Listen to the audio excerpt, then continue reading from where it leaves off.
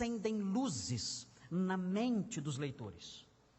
Botões que acendem luzes na mente dos leitores mais atentos. Então, os leitores mais atentos, os leitores mais familiarizados com todo o Evangelho e com o Velho Testamento, na medida que eles vão lendo a narrativa, eles se deparam com esses pequenos botões, eles esbarram nesses pequenos dispositivos literários. E quando eles esbarram nesses pequenos dispositivos literários, a mente deles acende, eles se lembram de algumas coisas. E esse texto que está diante de nós, parece que Mateus colocou alguns desses dispositivos literários para que nós esbarremos neles enquanto estivermos caminhando pela narrativa. E esbarrando nesses dispositivos literários, alguma coisa acontece na nossa cabeça. Nós lembramos de certas coisas. E essa lembrança, então, gera no leitor alguns desafios, coloca o leitor diante de alguns desafios, coloca o leitor diante de algumas responsabilidades. Nós vamos caminhar, então, e vamos detectar esses elementos. Vocês devem se lembrar que esse trecho é o cumprimento de uma previsão de Jesus. No capítulo 20, versículos 18 e 19, Mateus 20, 18 e 19, Jesus disse que ele iria para Jerusalém, seria ali preso e seria entregue aos gentios, que escarneceriam dele e o matariam. E tudo que estamos lendo aqui é o cumprimento dessa previsão que Jesus apresenta no versículo 20. E no texto em questão, nós vemos, como eu disse, esse foco sobre os soldados, e nós vamos observar as 4 ações dos soldados que são mencionadas aqui. Acompanhem então isso, nós vamos ver essas 4 ações, e observem que essas 4 ações, elas são emolduradas por 2 personagens ou conjunto de personagens. As ações dos soldados, elas são emolduradas, em primeiro lugar, pela figura e pela ação de Simão Cirineu. Simão Cirineu aparece na história e já logo sai da história, no versículo 32, e é a moldura de cima da narrativa. Logo depois vem as 4 ações dos soldados, e logo depois das 4 ações dos soldados vem a moldura de baixo. E a moldura de baixo são os 2 ladrões. O trecho termina com a menção dos 2 ladrões que foram crucificados ao lado do Senhor, um à direita e outro à esquerda. Então, o cerne da narrativa, as ações dos soldados, é emoldurado por esses 2 momentos, esses 2 episódios. O episódio de Simão, o episódio dos 2, a figura dos 2 ladrões ao lado do Senhor. A primeira ação dos soldados nós encontramos nos versículos 32 a 34, e essa primeira ação é a seguinte: eles deram vinho com fel para Jesus. Eles deram vinho com fel para Jesus. Vamos então ver esta ação, vamos observar o que o texto diz sobre isso, observando cada um dos versículos que aí estão diante de nós. Nós vamos observar isso nos versículos 32 a 34. Eles deram vinho com fel para Jesus. Diz o versículo 32, observem: ao saírem, encontraram um homem de Cirene, chamado Simão, e o forçaram a carregar a cruz. Nós não temos muitas informações sobre esse homem, Simão, mas é possível que esse homem, Simão de Cirene ou Simão Cirineu, fosse um discípulo de Jesus. Não dos 12, não dos discípulos principais, é claro, mas fosse um discípulo de Jesus que não estava ali por acaso. Por quê? Porque existem alguns manuscritos e algumas versões um manuscrito intitulado Delta, uma versão chamada Ítala e alguns manuscritos da Vulgata Latina. Esse material todo apresenta, esse material que eu mencionei, apresenta uma adição, dizendo o seguinte, que ao saírem encontraram um homem de Cirene chamado Simão, e aí há um acréscimo nesses manuscritos, que diz o seguinte, vindo ao encontro dele. Ou seja, parece, se esse trechinho, vindo ao encontro dele, não compunha o texto de Mateus, houve pelo menos uma tradição muito antiga, que entendia que Simão de Cirene era alguém que sabia que Jesus estava prestes a ser crucificado e foi até ele. E essa possibilidade, então, inseriram isso no texto em algum momento depois aí, né? Não sabemos quando, mas essa possibilidade, ela pode ser fortalecida, porque a igreja primitiva, a igreja do primeiro século, conhecia os filhos de Simão de Cirene. Um deles se chamava Alexandre e o outro se chamava Rufo.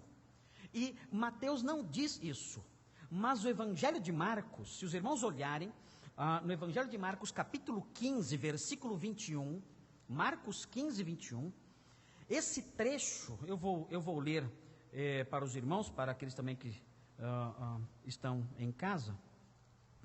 Às vezes em casa é até mais difícil, porque a gente fica mais à vontade em casa e não tem a Bíblia ali à mão às vezes, né? Então eu vou ler aqui o texto que fala em Marcos 15, 21. Certo homem de Cirene, chamado Simão, pai de Alexandre e de Rufo, passava por ali. Então, nos círculos em que o Evangelho de Marcos circulou, esses homens, Alexandre e Rufo, eram conhecidos, porque Marcos faz uma alusão a esses homens, como se fossem conhecidos dos seus leitores. Então, é possível que mais informações sobre Simão Cireneu tivessem sido obtidas pelos nossos irmãos do passado, através dos filhos de Simão de Cirene. E daí talvez a possibilidade de, na verdade, Simão estar indo ao encontro do Senhor, quando soube que ele estava prestes a ser crucificado. Se isso for verdade, se Simão estava indo ao encontro de Jesus, quando ele estava prestes a ser crucificado, se isso foi corroborado pelo testemunho de seus filhos, que conversaram, que falaram do testemunho do seu pai, a igreja primitiva, especialmente aos círculos onde o Evangelho de Marcos transitou, se isso for verdade, então Simão de Cirene não é só um transeunte qualquer, que passa por ali ao acaso e é chamado para fazer essa tarefa. Não, nós temos aqui em Simão de Cirene um discípulo, e se ele for um discípulo, então talvez o que tenhamos aqui seja um cumprimento notável de uma ordem do Senhor, dada em Mateus 5:41. Em Mateus 5:41, no Sermão da Montanha, o Senhor disse a todos os que o ouviam, a todos os seus discípulos: se alguém obrigar você a andar 1 milha, vá com ele 2. E Simão aqui se vê diante disso, na obrigação de caminhar forçosamente sob as ordens de soldados romanos. Eram soldados romanos que faziam isso, que obrigavam a andar 1 milha, carregando alguma coisa. Carrega isso para mim até lá. Essa é uma prática própria dos soldados romanos. Faça isso. Então Alexandre aprendeu isso no Sermão do Monte, no início do ministério de Jesus. Simão Cireneu aprendeu isso no Sermão do Monte e colocou isso em prática quando o Senhor estava sendo crucificado. Eu aprendi, alguém me ensinou a quando alguém me obrigar a andar 1 milha, eu andar 2. e agora eu vou colocar isso em prática, de uma forma inesperada, uma forma que eu não imaginei que eu ia cumprir. Eu vou ajudar o meu Senhor, andando essa milha com Ele, ajudando a carregar a sua cruz. O texto fala, Simão de Cirene, acho que tem um mapa de Cirene aí, ali está, que é na Líbia.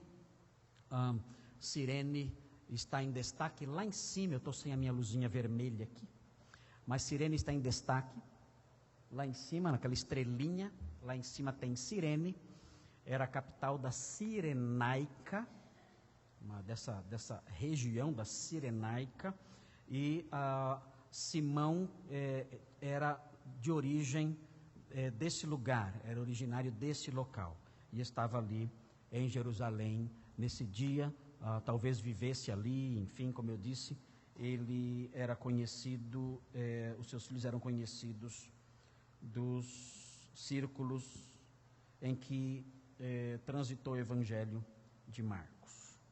Pode deixar o mapa aí. O texto fala que forçaram a carregar a cruz. Lembrem-se que era um sábado. Judeus não trabalham aos sábados. E Simão carrega a cruz ali, como que desobedecendo os preceitos judaicos, forçado ali pelos soldados, mas fazendo isso, se ele era um discípulo, obedecendo ao Senhor. E ele carrega a cruz. O que nós temos aqui é uma referência, na realidade, não a cruz inteira, porque a cruz inteira não podia ser carregada, porque era uma peça de madeira muito pesada, ninguém poderia carregar isso. Então, o que Jesus estava carregando, na verdade, era a trave que ficava fixada como na posição horizontal da cruz. A parte vertical da cruz era fixada no local. E então, quando o crucificado chegava, ele chegava carregando a cruz só no seu pedaço horizontal. Isso era colocado sobre o seu pescoço, aqui sobre a sua nuca, e os seus braços colocados em cima, muitas vezes presos em cima dessa viga. E o crucificado tinha que carregar essa tora como um fardo, como uma canga aqui sobre o pescoço, e levando até o local da crucificação. O Gólgota, no caso, o Gólgota em questão era um lugar um pouco mais alto. Ele tinha que carregar isso lá. O Senhor Jesus, os irmãos devem se lembrar, o Senhor Jesus era um homem muito forte. Essa figura que eu brinco às vezes, de um Jesus aí dos quadros medievais, uma figura delicada, né, com a pele rosadinha, cachinhos no cabelo, né? Na época não tinha chapinha para fazer, então ele fazia cachinhos. Essas figuras que aparecem nessas imagens todas aí, são ridículas, O Senhor Jesus era um homem rude, era um homem que caminhava quilômetros e quilômetros debaixo do sol. Era um homem que dormia ao relento, ele não tinha onde reclinar a cabeça. As raposas tinham seus covis, mas o Filho do Homem não tinha onde reclinar a cabeça. Ele andava por lugares difíceis, desertos, regiões montanhosas, cruzava tudo isso, indo da Galiléia para a Judéia, passando ali por regiões perigosas. E, além disso, ele tinha tido por profissão o trabalho de carpinteiro. Na época, tudo isso era feito com as mãos. O homem tinha que usar os músculos para fazer isso. E o Senhor, então, nosso Senhor Jesus, ele era um homem forte, um homem embrutecido em termos físicos. Mas lembrem-se que o Senhor, ele tinha passado a noite toda em claro. E ele tinha apanhado o tempo todo.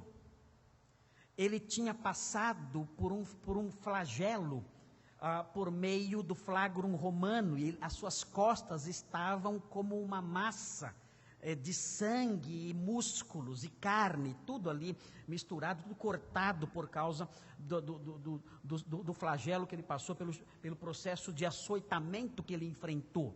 E ele agora então é colocado debaixo dessa viga pesadíssima, e ele não consegue mais prosseguir.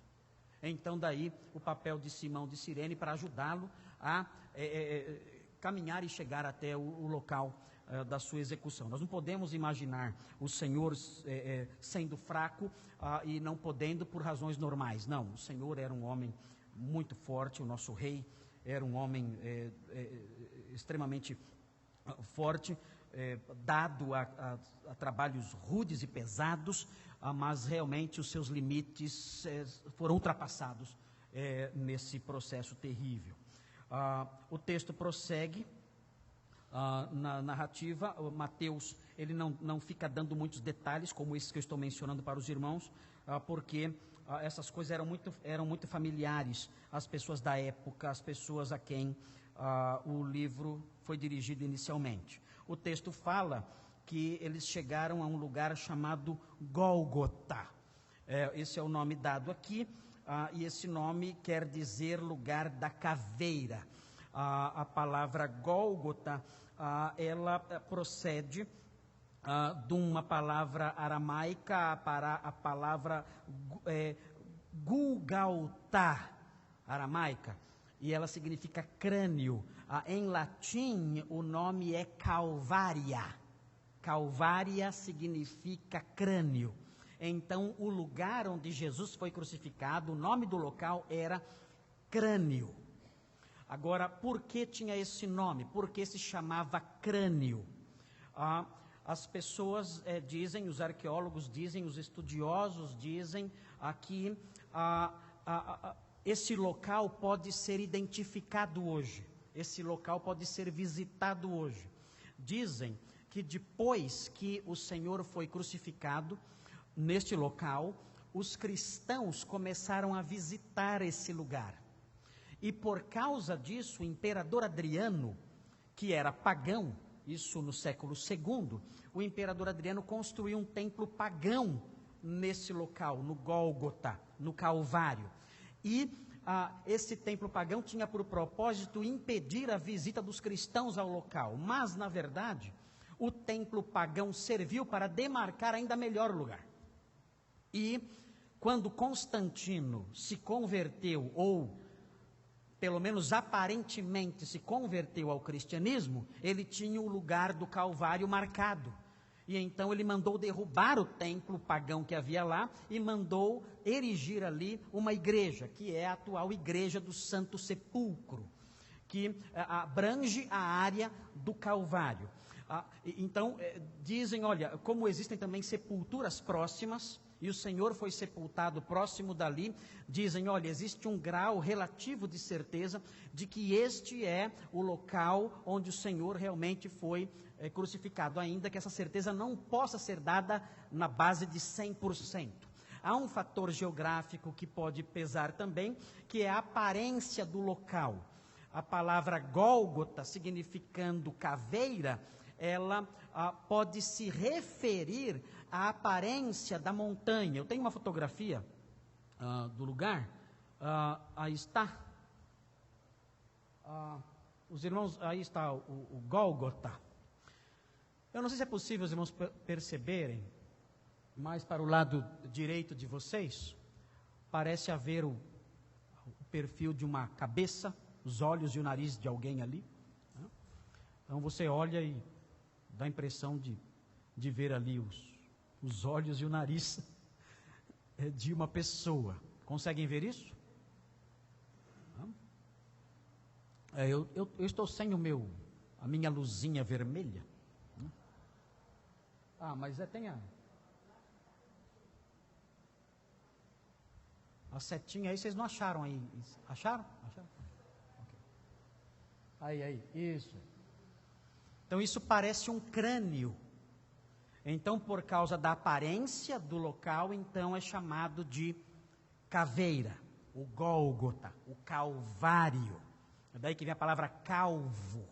Viu, pastor Thomas? Lembrei de você agora, não sei porquê, né? Mas daí que vem o Calvário, né? O crânio, o Gólgota, o lugar da caveira. Então, pode ser que a razão seja essa, seja a aparência do lugar, é que há muita erosão, 2000 anos, não vai saber se era exatamente assim na época, não sabemos também. Mas existe também um desenho, um gráfico, mostrando a geografia do lugar, a igreja e o lugar ali, é um desenhinho que aparece, aí está, não sei se os irmãos conseguem perceber, a linha pontilhada ali, é o lugar da igreja, da Basílica de Constantino, e mais aqui para frente, o Gólgota, onde o Senhor foi crucificado. Esses lugares, eles não são de certeza absoluta, não dá para ter certeza absoluta de que era aí, mas há indícios muito fortes no sentido de ser este o lugar da crucificação. É possível também que a palavra lugar da caveira significasse o seguinte: um campo onde existissem vários crânios jogados ali pelo chão. Isso é possível também, um lugar muito macabro, onde você, se andasse, iria se deparar com ossos humanos jogados ali. Isso é perfeitamente possível, porque as pessoas crucificadas, elas não eram sepultadas. Os romanos não gastavam tempo e nem dinheiro com o sepultamento de crucificados. Então, quando eles eram tirados da cruz, eles eram jogados ali para que os cachorros, para que os animais devorassem as carnes e as carnes ficassem ali apodrecendo. Então, esse negócio de cachorro em psicólogo hoje em dia, cachorro ganhar talquinho e banhinho, isso aí não existia na época não. Na época o cachorro andava em bandos e eram bichos perigosíssimos os cachorros. E eles então comiam carnes humanas. Então, os corpos dos crucificados eram jogados ali, abandonados ali, e esses bichos todos comiam isso tudo, ficava tudo lá abandonado, um cheiro horrível, uma coisa terrível, e entrava em estado de putrefação, apodrecia tudo ali, e os ossos ficavam ali. Então era possível você andar naquele local e encontrar ossos humanos espalhados por lá. Isso tudo fere muito os nossos escrúpulos, isso tudo fere muito os nossos sentimentos de civilidade, de humanidade, mas era assim naqueles dias. Naqueles dias assim as coisas funcionavam. Então talvez o nome lugar da caveira seja por causa da facilidade com que você encontrava crânios jogados por ali e espalhados por ali. O texto prossegue e diz que quando chegaram nesse local terrível, nesse local macabro, eles deram para beber a Jesus vinho misturado com fel. O Evangelho de Marcos menciona, no versículo 15 e 23 de Marcos, é mencionado vinho misturado com mirra, que era uma substância um pouco mais grossa, a mirra, e a mirra servia, quando misturada com o vinho, servia para produzir na pessoa algum efeito soporífero. E então o objetivo era abrandar um pouco a dor do crucificado. Ele tomava aquilo e ficava meio como que abobalhado, meio que sonolento, e desse modo então não sentia tanto a dor. Parece que Marcos realça esse aspecto, mas quando é oferecido no relato de Marcos, vinho com mirra, o Senhor prova e rejeita isso. Então, existe todo um significado teológico relacionado à história da salvação nisso, no aspecto de que o Senhor quis provar totalmente o cálice da ira de Deus, e quis provar totalmente a dor decorrente do pecado em nosso lugar. Por isso ele rejeitou o vinho misturado com mirra, que teria esse efeito soporífero. Mas aqui em Mateus não menciona a mistura com mirra. Parece que Mateus realça uma outra bebida que também foi dada. Cada evangelista focaliza um aspecto da narrativa. Então Marcos realça o vinho com mirra e Mateus realça o vinho com fel. Talvez depois que tenham oferecido a Jesus vinho com mirra, ofereceram a ele vinho com fel. O problema é saber o que é fel, porque fel pode significar aquela secreção amarga que procede do fígado. Mas a palavra que Mateus usa aqui, ela pode significar isso, pode significar absinto e pode significar até veneno. Então nós não sabemos ao certo o que misturaram na bebida. Mas uma coisa é certa, a palavra que Mateus usa realça não um vinho capaz de amortecer os sentidos da pessoa, mas um vinho estragado. Eu não sei se isso é possível, eu não entendo de vinhos. Mas um vinho estragado, um vinho podre, um vinho adulterado, um vinho que não presta. E isso com que objetivo? Se o objetivo do vinho com mirra era aliviar um pouco o sofrimento, e ele não aceitou, então agora o objetivo é humilhá-lo. Olha, os reis são servidos em suas taças douradas, eles são servidos com vinho de altíssima qualidade. Nós vamos dar um vinho também de altíssima qualidade para você. E deram um vinho podre para ele beber. Um vinho estragado para ele beber. Então ele experimenta essa bebida, diferente da bebida de Marcos, esse vinho misturado com fel, nessa linguagem que não é uma linguagem obscura, mas uma linguagem que abre algumas possibilidades, mas ele, ao provar, recusou beber. Ou seja, a ação dos soldados de humilhá-lo e de puni-lo e de desprezá-lo continua aqui nesse ato também. E com isso, o Senhor, ao provar tudo isso, e essa ênfase dada por Mateus sobre a bebida, faz com que o leitor se lembre, como João, o Evangelho de João, se lembra disso também, do Salmo 69, 21. Se bem que João, na verdade, lembra de outro detalhe. Mas o Salmo 69, 21, os irmãos devem observar o caráter messiânico desse episódio. Então, os soldados, eles estão realizando ações, mas não sabem que ao realizarem essas ações cruéis, eles estão, na realidade, cumprindo predições messiânicas. É o Salmo 69, 21.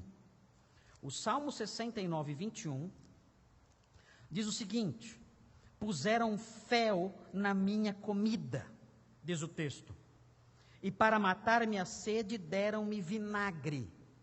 Essa última parte do versículo 21 do Salmo 69 também se cumpre na cruz, porque momentos antes de morrer, eles colocam vinagre numa esponja e levam até a boca do Senhor para molhar a sua boca. E então, depois que ele bebe, então ele morre. Mas esse salmo é evocado aqui por Mateus, porque o que Mateus quer que nós mantenhamos em nossa mente não é tanto a angústia e a dor, e ele não quer descrever tanto esses aspectos, tanto que Mateus, na verdade, não descreve o sofrimento da cruz com detalhes. O que ele quer manter em nossa mente é o fato de que quem está passando por isso é o Messias de Israel. É o Messias previsto nos Salmos.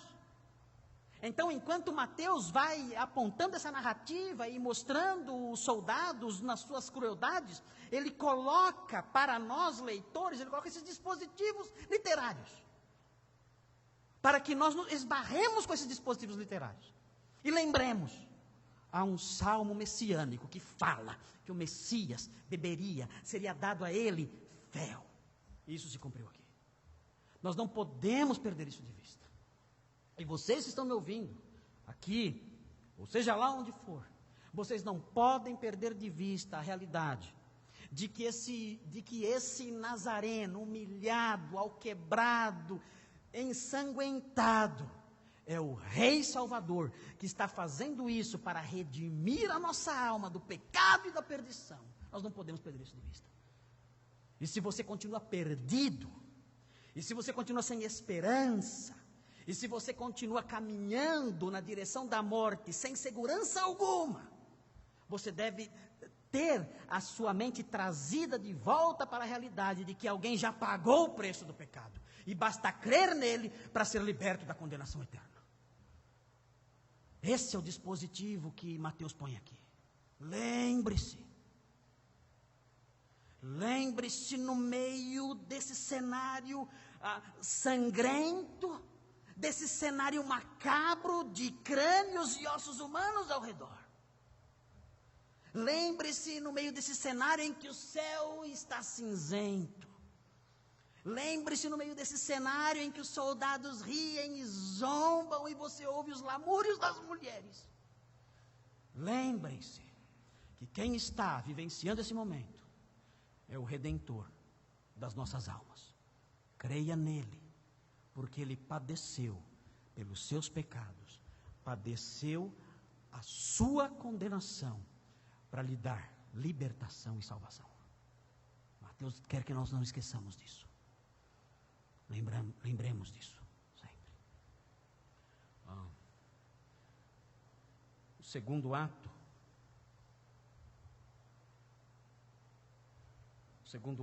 dos soldados, está na segunda parte do versículo 35. Desculpem, a primeira parte do versículo 35. Depois de o crucificarem, aqui está o segundo ato.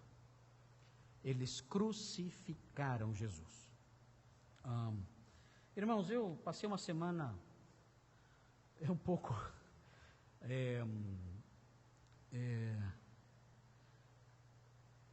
emocionalmente meio incomodado, por causa de alguns problemas pessoais, mas também por causa desse texto aqui. Eu não houve uma noite nessa semana em que eu não dormi vendo o Calvário. Eu vi o Calvário toda noite. Esse texto não saía da minha cabeça. Eu via os cães ali rodeando. Eu via os ossos espalhados pela poeira. Eu escutava os martelos sobre os pregos. O choro das mulheres. O Calvário ficava à beira de uma estrada, próximo de um caminho, e era assim propositalmente, porque os romanos queriam dar a essas mortes a maior publicidade possível. Eles queriam que todos vissem, vejam o que acontece com aqueles que são punidos por nós. Andem na linha, porque vejam o que acontece com quem é punido por nós. Então, por isso o Calvário ficava à beira de uma estrada, e as pessoas passavam por ali indo para Jerusalém ou saindo de Jerusalém. E eu dormi vendo essas pessoas passando por esses caminhos, por esse caminho, e se aproximando e vendo, levantando os olhos e vendo, e como era costume dos judeus da época, balançando a cabeça, em zombaria. A crucificação, irmãos, e isso foi o que mais me incomodou ao longo da semana, ela tinha por propósito ser a morte mais cruel e lenta possível. Ela tinha que ser lenta. O crucificado não podia morrer depressa. Ele tinha que morrer devagar, em meio aos mais terríveis sofrimentos e agruras. Tanto que o crucificado, ele recebia na cruz, muitas vezes, uma espécie de suporte, onde ele pudesse se escorar, para não ficar caído o tempo todo e morrer por asfixia depressa. Então, muitas vezes as cruzes recebiam um pequeno suporte, onde ele podia se escorar para se levantar e puxar o ar para dentro dos pulmões. A morte pela cruz era uma morte por asfixia. As pessoas morriam na cruz por asfixia, porque num dado momento elas não conseguiam mais, mesmo com esse suportezinho preso na cruz, onde eles podiam se escorar e se sentar, mesmo assim eles não conseguiam mais se levantar para puxar o ar para dentro dos pulmões. E ocorriam dores terríveis nas costas e cãibras nas costas também, que impediam que a pessoa num certo momento se levantasse. E então ela se rendia ali e parava então de puxar o ar para dentro e morria por asfixia depois de muitas horas, às vezes até dias. Na Palestina, dizem, é bem possível que esse pequeno suporte que era colocado na cruz, ele era retirado, para que a pessoa não passasse a noite na cruz, porque isso poderia ferir alguns escrúpulos judaicos, e os romanos, eles não queriam muito mexer com os ânimos dos judeus, eles queriam manter os judeus bem quietinhos, né? Não adiantou muito, houve uma revolta no final contra o Império Romano, mas os romanos eram bem políticos e faziam algumas concessões. Então pode ser que o Senhor tenha morrido mais depressa na cruz, até porque não tivesse esse recurso de se escorar e poder subir e puxar o ar para dentro dos seus pulmões. Isso pode ser uma possibilidade que explica a rapidez da sua morte. Mas essa morte era extremamente dolorosa. A pessoa, às vezes, ela era amarrada na cruz. Os seus braços eram amarrados na cruz e os seus pés eram pregados. O Senhor Jesus, ele não teve as suas mãos amarradas na cruz. Ele teve os seus braços pregados. Ele não foi pregado pela mão. A palavra reir, pode significar também braço. E ele, na realidade, ele foi pregado aqui no seu pulso com os braços abertos. O formato da cruz nós não sabemos ao certo, mas pela narrativa dos evangelhos, parece que a cruz tinha o formato de T, porque foi colocada uma placa, conforme veremos, colocada uma placa em cima da cruz, daí certamente o formato da cruz era em T, e uma cruz relativamente alta, porque para levar a esponja até a sua boca foi necessário uma vara. Então o Senhor foi colocado nessa cruz, e até pouco tempo atrás havia dúvida de como que era a fixação dos pés do crucificado na cruz. Havia uma teoria de que os pés eram colocados um sobre o outro, com as pernas do crucificado dobradas para o lado esquerdo, e os pés sobrepostos, e um prego atravessando os dois pés. Mas essa descrição da crucificação, ela tem sido revista em anos recentes. Por quê? Porque nunca havia sido encontrado um esqueleto de um homem crucificado. Nunca foi achado. Nós sabíamos das crucificações através dos registros históricos de vários escritores antigos, mas não havia nenhuma evidência arqueológica da crucificação, pelas razões que eu já mencionei. Os corpos dos crucificados eram jogados e se perdiam, então não havia como manter algum cadáver ali que pudesse servir depois para os estudos dos arqueólogos. Mas, em anos mais recentes, foi encontrado perto do Monte Nablus, próximo de Jerusalém, foi encontrada uma caixa, um ossuário. O que é um ossuário? O ossuário é uma caixa onde são colocados ossos. E dentro desse ossuário, descobriram que os ossos que estavam ali dentro eram os ossos de um homem chamado João, um jovem de 25 anos, que tinha sido crucificado no ano 50 da era cristã, então praticamente contemporâneo de Jesus. E então, através dos ossos dessa caixa, desse ossuário, puderam então ter uma visão mais clara de como era a crucificação. E um detalhe muito importante foi o fato de que dentro dessa caixa, atravessando o osso de um dos tornozelos, havia um prego. Então conseguiram reconstruir mais ou menos a posição dos pés na cruz através disso. Tem a fotografia aí? Aí está. Isso aí é um osso do tornozelo, e os irmãos têm o prego. E notem que o prego, ele está dobrado na ponta, o que indica que havia um tornozelo só nesse prego. Não havia dois tornozelos, mas um tornozelo só no prego. E o prego atravessou a viga e foi entortado na ponta. O prego não entrava direto no pé da pessoa. Eles pegavam uma madeira, uma chapa de madeira, encostavam no pé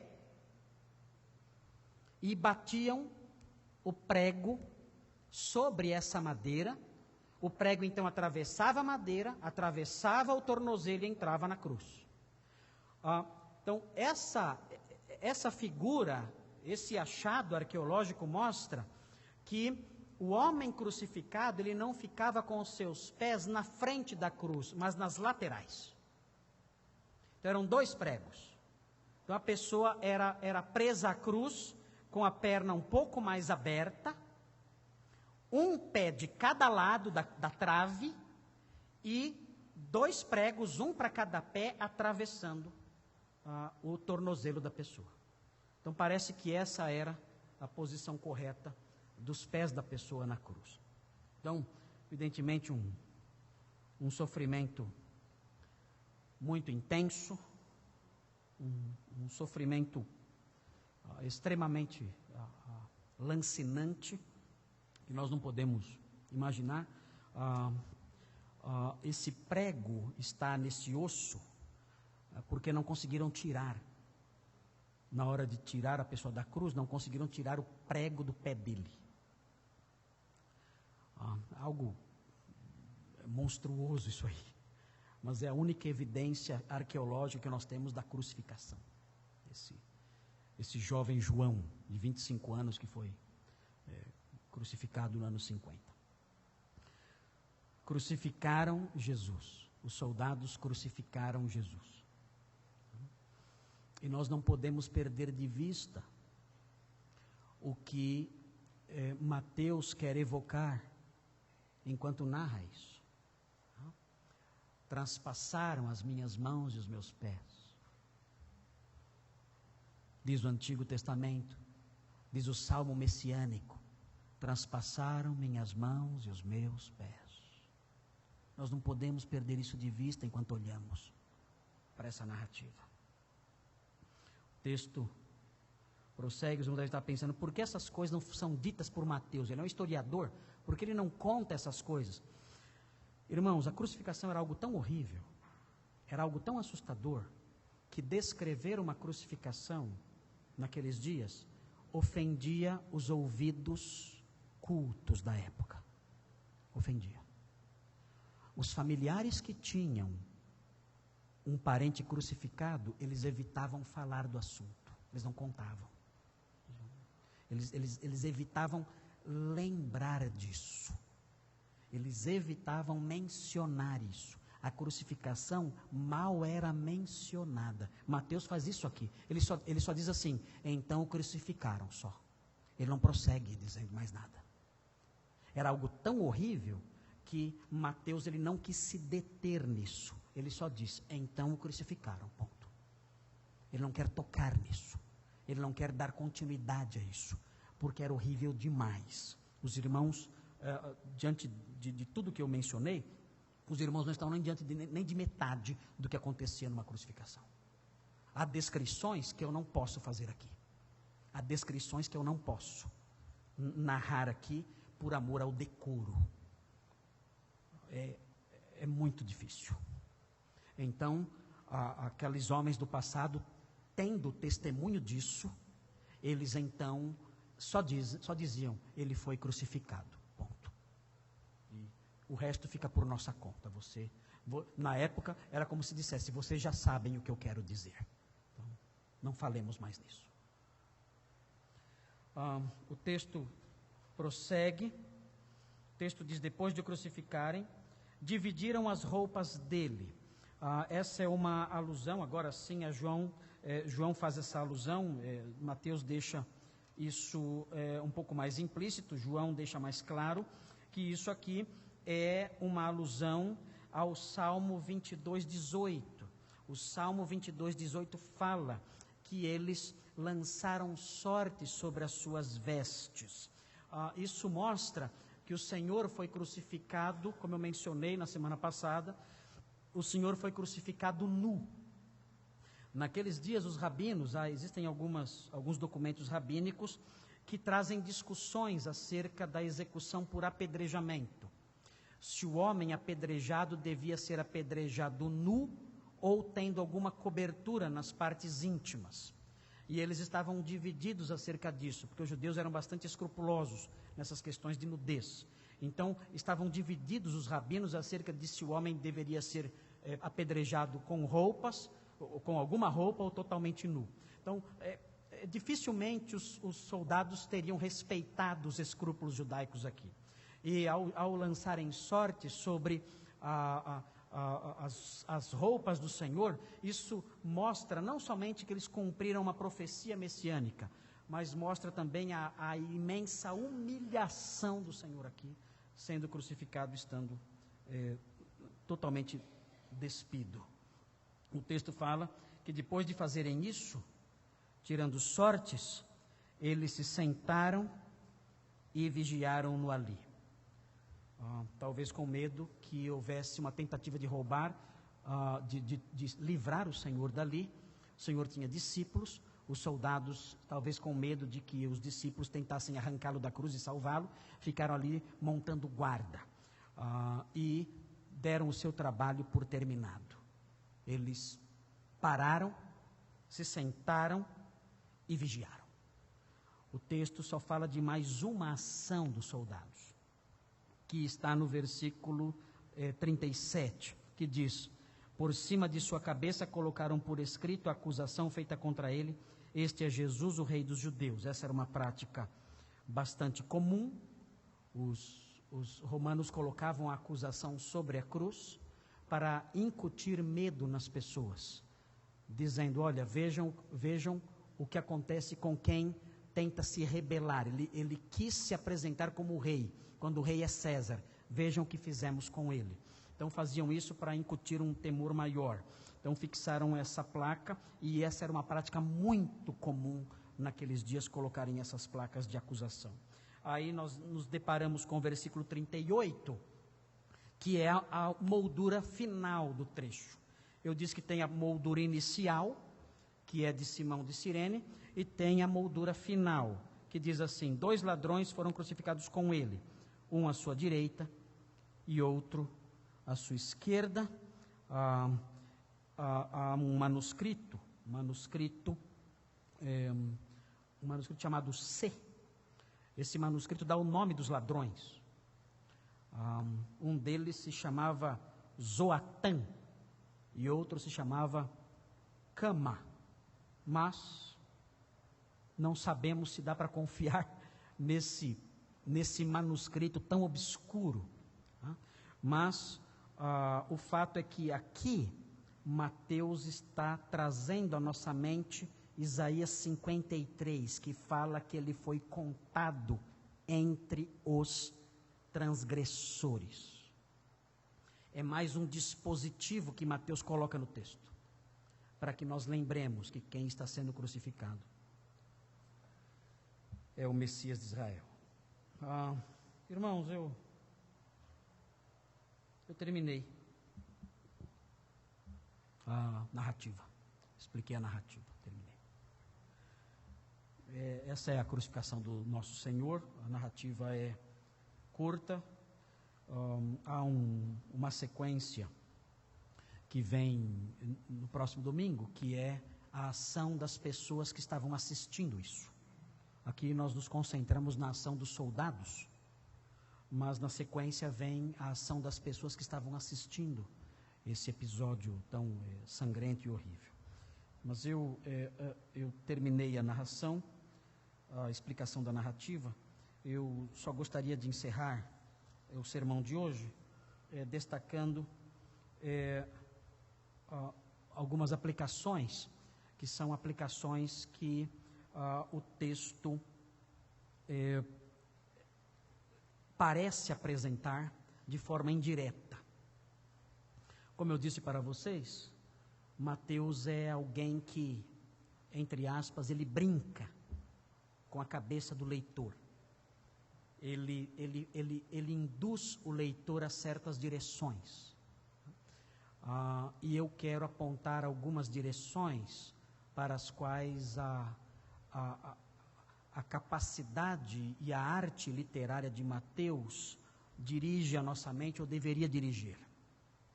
Eu vou apontá-las aqui a título de aplicações.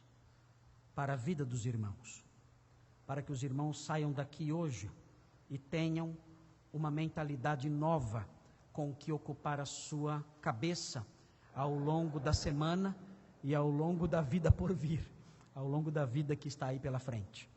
A primeira delas é o fato de que, ao mencionar Simão de Cirene,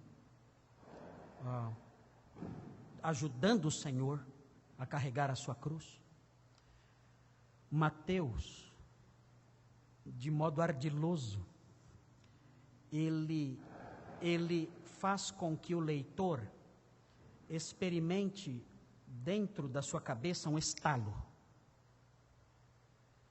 E esse estalo é o texto de Mateus 16, 24, que diz que o discípulo verdadeiro é alguém que toma a sua cruz.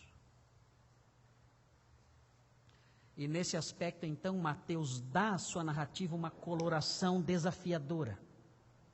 Mateus embute sutilmente no seu texto, em meio às palavras que ele usa, ele embute sutilmente uma aplicação, uma reflexão vivencial para nós.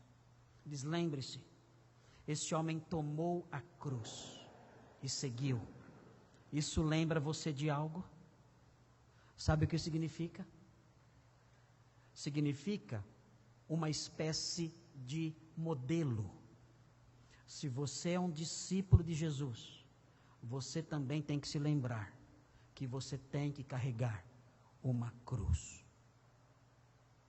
O discurso do evangelho fácil, o discurso do evangelho vitorioso neste mundo, o discurso do evangelho em meio a riquezas e sucessos, esse discurso não se encaixa com o que Mateus está nos ensinando aqui. O discípulo carrega a cruz. Mas Mateus é mais sutil. Mateus vai além nisso. Lembrem-se, nós nos deparamos no capítulo 26 com um discípulo que traiu. Nós nos deparamos no capítulo 26 com um discípulo que negou. Nós nos deparamos no capítulo 26 com 10 discípulos que fugiram. E aqui, nós nos deparamos com um que se aproxima. Num contexto de dor, de oposição, desafiando os costumes da época, se aproxima. E quando dizem carregue a cruz, mesmo sabendo que aquilo teria implicações sociais terríveis, porque ele não podia fazer isso no sábado, como judeu que era, ele não resiste à ordem romana. Ele poderia argumentar alguma coisa, dizer: olha, não me é lícito fazer isso. Mas ele não faz nada. Ele se sujeita, obedecendo o sermão do monte, caminhando aquela milha. E mais, ele enfrenta todo mundo ao seu redor, quando os demais discípulos não estavam ali perto. E esse homem é quase um anônimo no Evangelho. É um discípulo quase anônimo, mas é um discípulo que vai e carrega a cruz e padece e obedece. Ele obedece o sermão do monte. Ele se contrapõe aos 12 grandes discípulos. Ele coloca a cruz sobre os seus ombros e ele prossegue. E Mateus, ao colocar essa figura aqui, na sua habilidade, na sua rica habilidade literária, ele está dizendo: você, ei, leitor do século 21, quero falar com você. Lembre-se, você tem que ser um sirineu. Você tem que tomar a cruz sobre os ombros, porque essa é a vida cristã. A vida cristã implica isso, em sofrer injustiças. Meu Deus, temos que aprender isso. Nós temos que aprender que neste mundo sofreremos injustiças, porque somos cristãos, porque somos seguidores de Jesus. Temos que aprender que a vida cristã é estar debaixo de um lenho que fere as nossas costas. Temos que aprender que andar a vida cristã é pesado demais. Envolve sangue, suor, lágrimas. Mas temos que prosseguir, nós somos poucos. Os outros todos fugiram. Todos os demais fugiram da via crucis. Somos poucos. Temos que carregar o lenho sobre as nossas costas. E a vida cristã envolve isso. Se você quer ter uma vida cristã diferente, afaste-se como os outros 12. Você não poderá ser um sirineu. Há um outro dispositivo, um interruptor que acende outra luz na nossa cabeça quando lemos Mateus. Ele, nessa sua capacidade fantástica de mexer com a nossa cabeça, ele evoca o Salmo 22. Ele evoca isso. Ele chama a nossa lembrança, ele traz a nossa lembrança o Salmo 22. E o Salmo 22 não é evocado só porque é um salmo messiânico. O Salmo 22 é evocado porque ele é um salmo relacionado ao sofrimento de alguém que clama e não tem resposta. O Salmo 22 é o salmo do homem que clama e Deus não responde. E os irmãos desta congregação, desta igreja,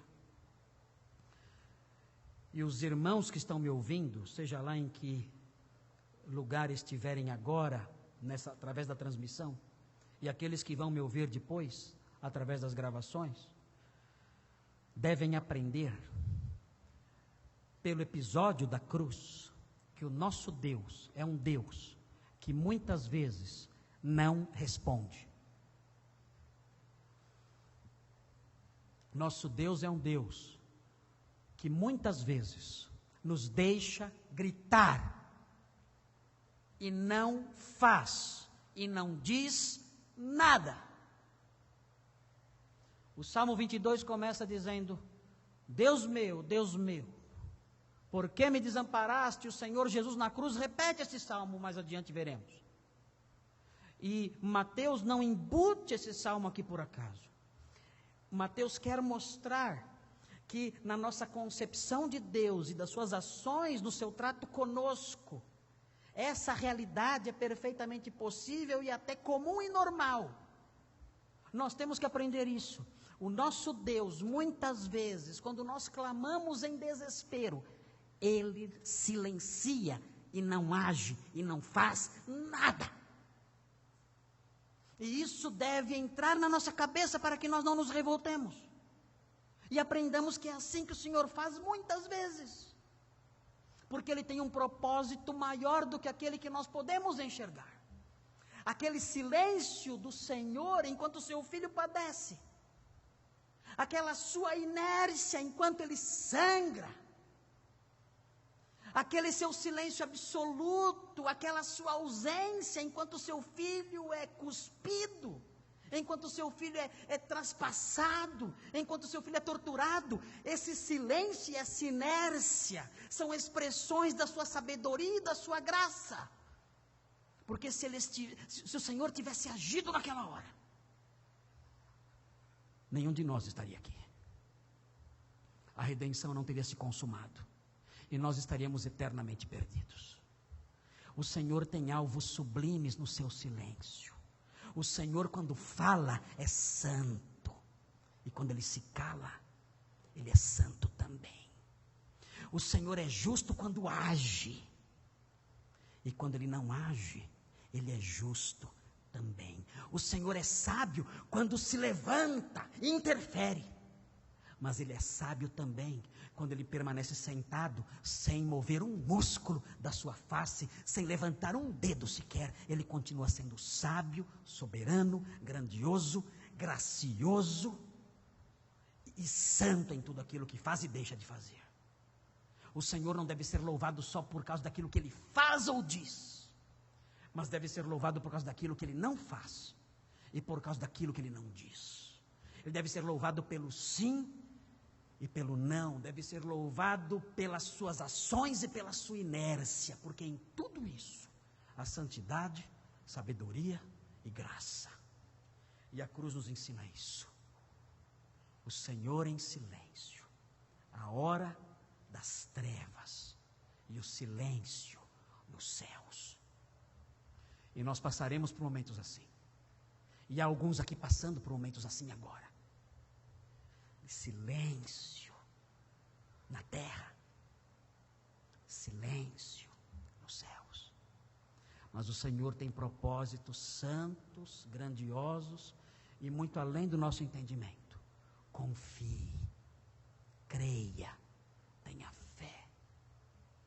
Tenha fé, porque o capítulo 27 não termina o livro. A morte da sexta-feira não é o ponto final. Há a ressurreição do domingo. Há a glória do amanhecer.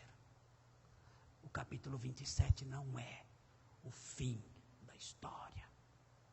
Nós temos que crer nisso, você tem que crer nisso.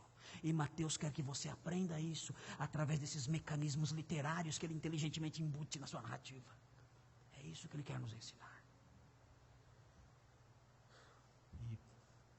E por último, vocês que são mais atentos vão se lembrar de umas pregações que eu fiz faz tempo aqui na igreja, em Mateus. Não faz tanto tempo. Vocês devem se lembrar quando eu preguei sobre o capítulo 20, 7 capítulos atrás. Isso deve representar muitos meses.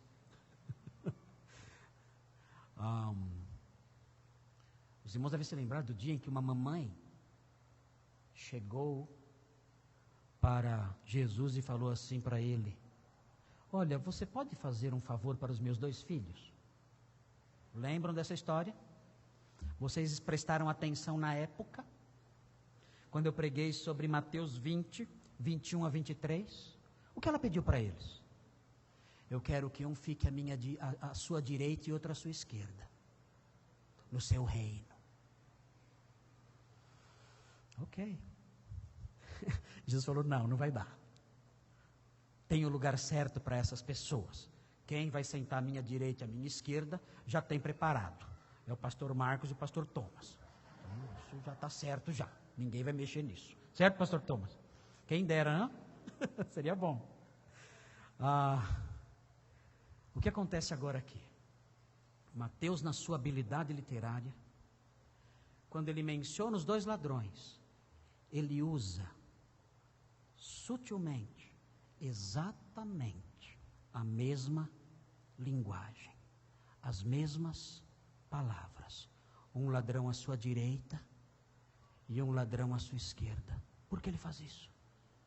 Sabe por que ele faz isso? Vou dizer para vocês por que ele faz isso. Esse homem é fantástico. Eu sou fã de Mateus. Mateus supera Shakespeare, supera Machado de Assis, todos. Ninguém pega Mateus. Mateus é um espetáculo. Por que Mateus faz isso? Porque Mateus quer que nós nos lembremos do que aquela mãe disse. Quer que nós nos lembremos que o Senhor tem uma direita e uma esquerda. Quer que nós nos lembremos que há lugares ao lado direito e ao lado esquerdo do Senhor. Ele quer que nós nos lembremos do reino. Ele diz, vejam para o Calvário. No Calvário há lugares à direita e à esquerda. Lembraram de alguma coisa? Olhem para essa cruz. Há alguém à sua direita e alguém à sua esquerda. Vocês se lembram de alguma coisa? Sim.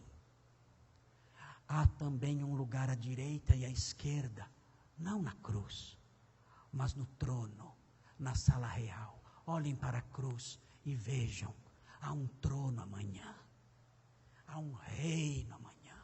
A história do Salvador não termina aqui no Calvário. A história do Salvador termina em Sião. Ela não termina no Gólgota. Ela termina numa Sião redimida, no seu trono ali, e aqueles a quem ele escolheu sentados à sua direita e à sua esquerda. Não se esqueçam, esquerda, direita, há lugares no reino de Deus. A história vai prosseguir, a história vai prosseguir, e o Senhor reinará. Mais uma vez, não se entristeçam pela dor do sábado, se alegrem pela fé nas glórias do domingo, da manhã de domingo. É isso que Mateus quer que você veja. Olhe para a cruz, veja os lugares ali, mas eleve os seus olhos acima dos montes, acima do Calvário, e veja outros lugares. Veja a esquerda e a direita do Senhor em outro lugar, na glória eterna, que é o nosso lar. Vamos orar, pedindo a Deus que nos ensine essas coisas e grave essas coisas na nossa mente. Senhor, nós lemos e aprendemos a história terrível das ações dos soldados naquele lugar macabro, cinzento, seco, naquele dia horrível.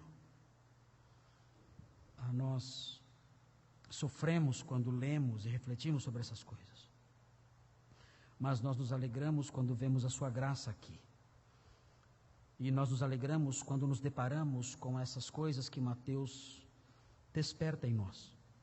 Muito obrigado por isso. Muito obrigado porque nesse texto somos desafiados a sermos como Cirineu, seguindo ao Senhor sob a cruz, enquanto outros discípulos fogem.